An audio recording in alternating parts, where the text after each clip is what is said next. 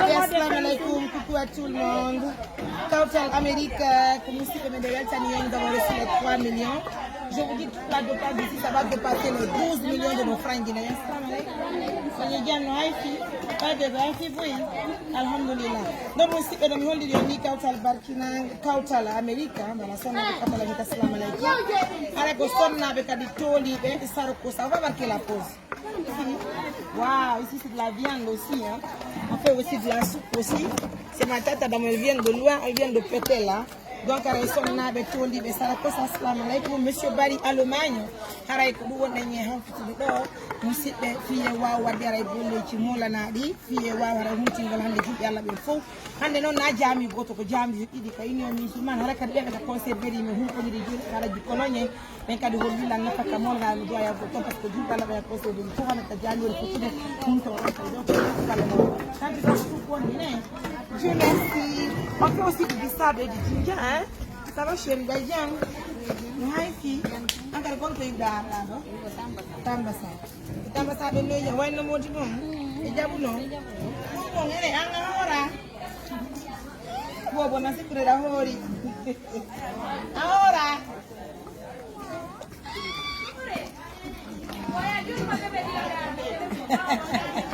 viene la teléfono ay mi amor continue on peut aussi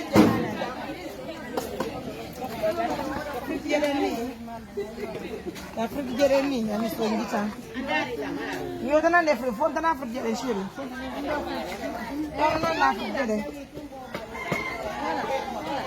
merci. Ok, c'est bien. Yo creo que para que vaya con el niña. Kumi udon. ¿Cuánto es kumi? Futakuna. ¿Cuánto? Futakuna. Ok, la dola kutukola nyama bebe kumi. Mais on a si donc on dit mais on l'a dimanche matin. Je vais voir dimanche du vieux là. Je vais regarder à Johnny Mo. Mais on l'a Johnny mais on l'a mo ben dara so itana la meden do ayo de kana be. Na bu gonna fakka fi suma na. Kuti na mata sare. Après mais do ayo goto. Après mais be ngata ni me nyamete fi na be me ron ko yiti ni mini wo be yar kanambe. Me me nyali.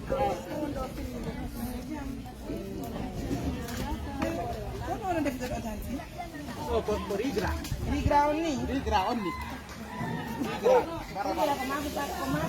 Rigra ke bara kaske. Bara. Da jonjal.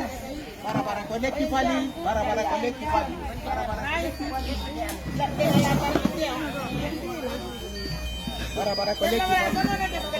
fali. Rigra me woni wadde do. Rigra. Prepara. Here you the person. Como la no madam. Paro. Oye ya taxi. Ale jum bari ne. Ale jum oya. OK. Chérie, tu as vu la maman, elle attend de préparer. On devra préparer ici jusqu'à 10, on ne va pas rentrer à la maison. Tu as vu tout ça, non? C'est important. En tout cas, merci à tout le monde. Donc, à nous aussi, on est. Ah, chérie, comment on fait dire? Bon, on est.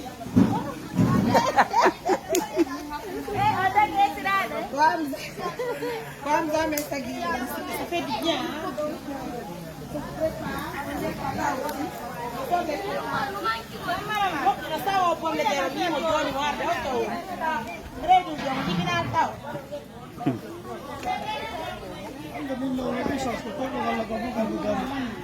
Chaque personne vient une fois.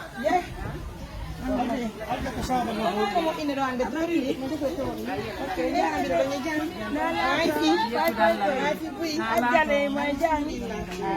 Ya barkana. Wala yo. Do. Tigi yo. Wado. Sabunu wedi. Sabunu buri karta. Tu la vois. Sabu Maria Mature.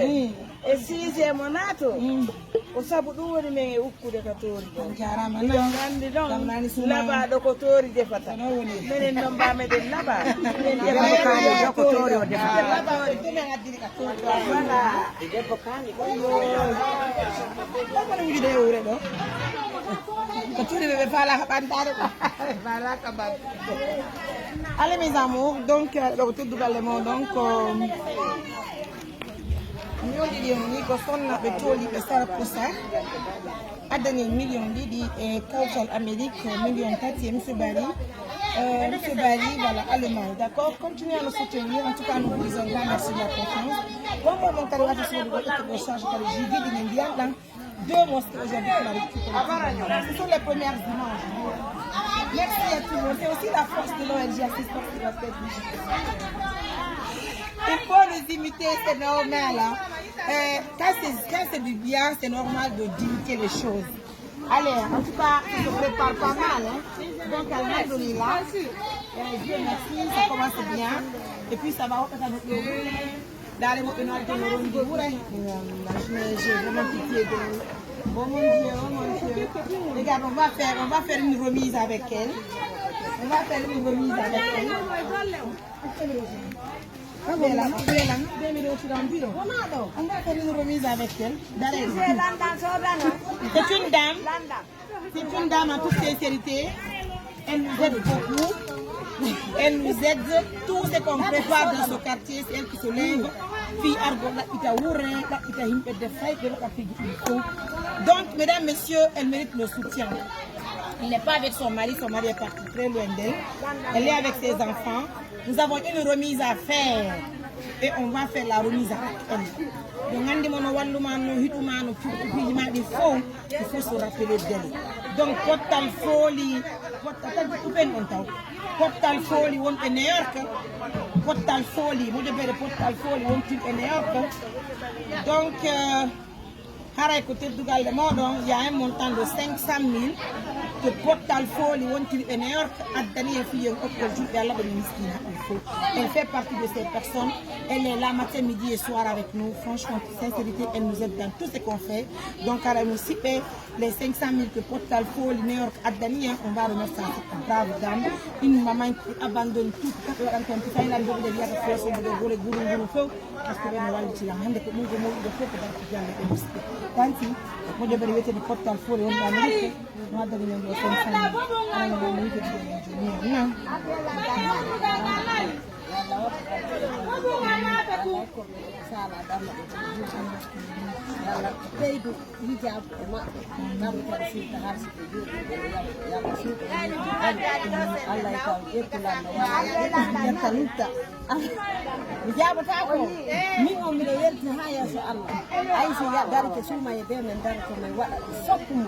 o ñameteki ɗum fof no woodi hamsa no woodi fof foññe ala ko ala ɗo kadi miɗe weltani sa nani mbiyan ko liɗɗi mbeɗe weltani Allah e mara mo ɗumde miɗe weltani mo kadi Allah hokkamo duuɓi e kellal accudamo wono makko ha ɓoya regardez ya ko yimɓe rondinoɓe addande musidɓe Portal Folie et New York, merci beaucoup. Hein.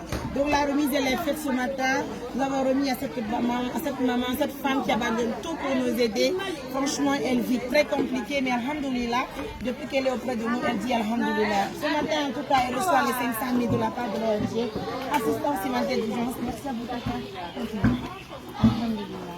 Vous voyez ça, mes amours, ça fait plaisir. Hein?